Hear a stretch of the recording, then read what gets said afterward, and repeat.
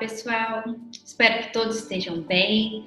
Dando início, então, à sequência da jornada inicial sobre direito comparado, notadamente algumas breves noções do sistema judiciário norte-americano em uma perspectiva comparativa. Hoje, nossa conversa será sobre os aspectos históricos, logicamente, uma breve síntese, até porque eu tinha adiantado que seriam vídeos bem curtinhos, até porque estamos altamente atarefados nesses tempos tão adversos e sem precedentes, e faço por aí o universo feminino, sem desmerecer, por óbvio, o universo masculino. E eu vou fazer um compartilhamento de tela de PowerPoint. Quem quiser esse material, fique à vontade para pedir. É só mandar um e-mail para o gaiajurisoficial@gmail.com ou então mandar uma mensagem diretamente na nossa página da Gaia Juris no Instagram. Vamos começar então, para que esse vídeo não fique longo, conforme prometido. Vou compartilhar a tela aqui agora e faremos aí uma análise inicial do direito anglo-saxônico, porque ali está toda a raiz do direito comum que influenciou o direito norte-americano e toda a conformação das instituições daquele local. E quando falamos, então, em direito anglo-saxônico, iniciaremos nossa análise praticamente a partir do século XI, logo após a invasão normanda, que foi liderada pelo rei Guilherme, conhecido como o Conquistador. Rei Guilherme, quando chegou em território britânico, não quis de pronto acabar com as tradições e costumes locais. Pelo contrário, ele manteve em grande parte aquilo que já acontecia nas comunidades. Contudo, uma vez chegado ao poder, ele foi paulatinamente introduzindo suas novas fórmulas, inclusive de administração da justiça. E assim o fez com base na criação das chamadas Regis Curia Rules, que significam os conselhos do rei. O que eram os conselhos do rei? Primeiramente, eles eram compostos por membros da igreja e da alta nobreza. E eles tinham como missão a administração da justiça. O território era amplo e vasto e altamente descentralizado inicialmente, o que exigia desses conselheiros que viajassem regularmente às comunidades do reino. E justamente nessa condição de itinerância regular, eles foram absorvendo os usos e costumes das regiões. E quando se notava que havia casos semelhantes com situações fáticas análogas, se iniciaram então a prática de aplicação de idêntico resultado, ou seja, casos similares mereciam também tratamento similar. E assim estava, em certo modo, lançado o germe do direito comum anglo-saxônico. Isso era feito de forma bastante descentralizada ainda. E olha que interessante, justamente pela condição itinerante desses conselheiros, que viajavam irregularmente, eles ficavam impossibilitados de ter maior engajamento na comunidade por onde transitavam. Daí, eles precisavam de auxílio de pessoas locais para que pudesse dar um panorama da situação fática, ou seja, para verificar se aquele fato realmente aconteceu e como ele se sucedeu no tempo. Para isso, então, eram nominadas pessoas locais que teriam melhor aptidão para auxiliar esses conselheiros no ato de julgar. Era o nascimento do que nós hoje conhecemos por júri. O júri é tão fundamental na história do direito anglo-saxônico e no direito norte-americano que ele existe até hoje, e não só para as causas penais, mas também para as causas cíveis. Em Estados Unidos, por exemplo, o auxílio do júri foi levado à sexta emenda constitucional. Lembrando que no Brasil nós temos também aí o auxílio do júri, mas somente para os crimes dolosos contra à vida e com previsão constitucional. Então, eles tinham auxílio do júri e, além disso, já se tinha o hábito de aplicar idêntica solução para casos similares ou análogos. Até que, no século XVI, sentiu-se a necessidade de centralizar toda a administração da justiça. E isso foi feito por ocasião da criação dos tribunais de Westminster. A partir de então, havia sessões regulares com juízes outorgados na missão de administrar a justiça. Como era feita essa administração da justiça por ocasião da centralização? Era assim: se tinha o que se chamava de uma ação nominada. Essa ação nominada era conhecida como writ. Nós conhecemos writ, nós conhecemos o mandado de segurança, nós conhecemos o habeas corpus, o habeas datas, são todos aí derivados dessa primeira noção que se tinha no direito comum anglo-saxônico. Mas como funcionava? Os writ eram altamente solenes e altamente formais. E somente podia se fazer valer um direito se se tinha uma ação nominada para tanto. Ou seja, para eu me socorrer do Poder Judiciário, do Tribunal de Westminster, eu teria que ter um writ que resguardasse esse meu direito.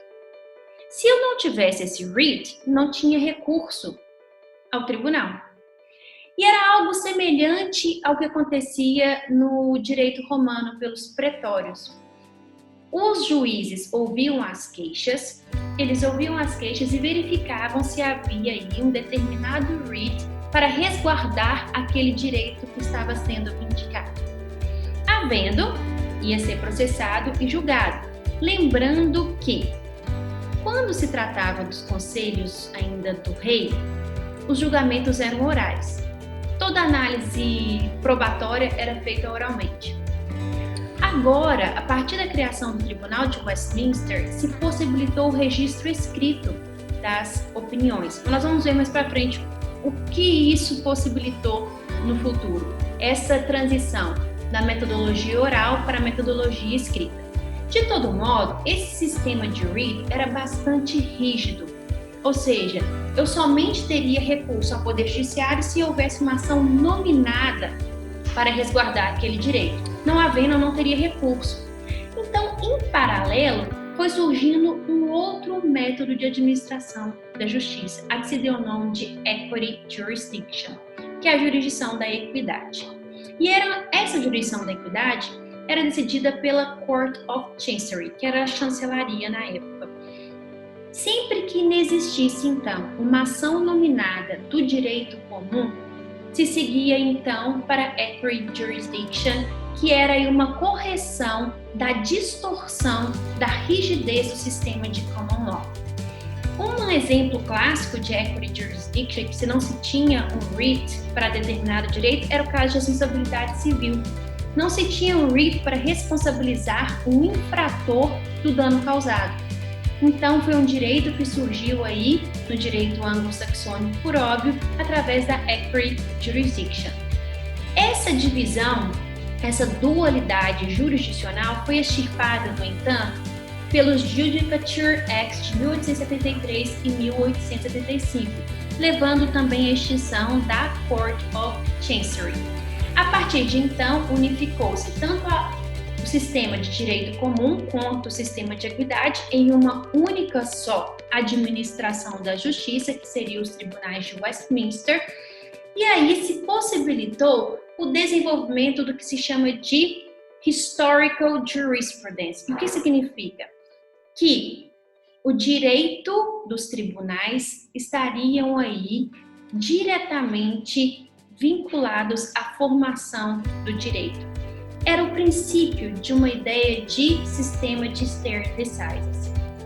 Olha, o direito comum era uma prática que se tem aí desde os conselhos do rei. Quer dizer que o sistema de stare decisis não tem nada a ver com o sistema de common law.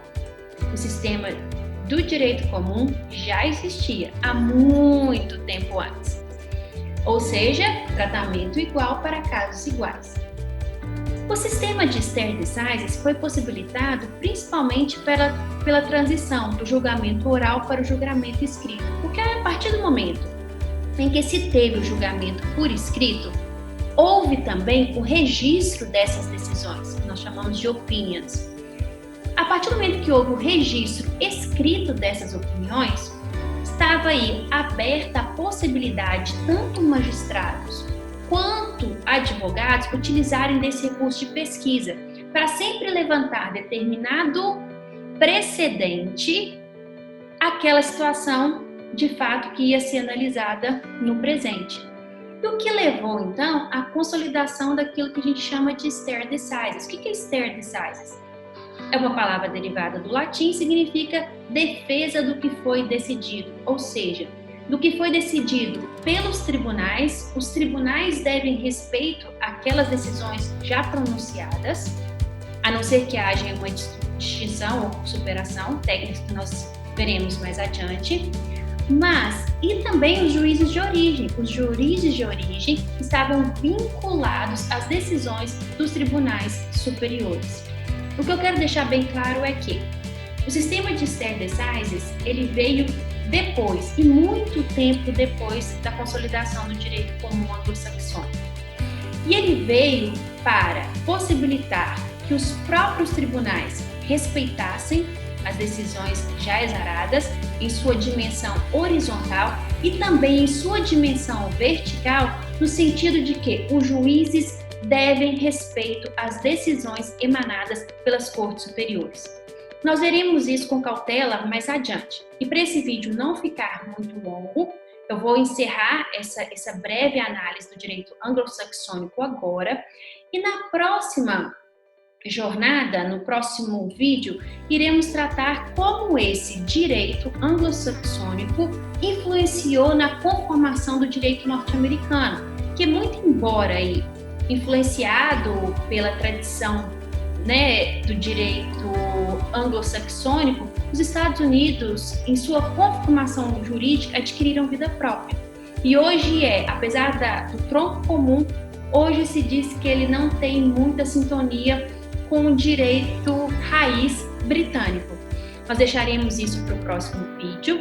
Quem quiser esse material, como eu disse no início, é só fazer a requisição, tanto na nossa página do Instagram, como também por e-mail, gaiajurisoficial@gmail.com. De tudo que foi exposto aqui, uma coisa que eu quero que fique bem clara. O direito comum existe sem o sistema de stare decisis.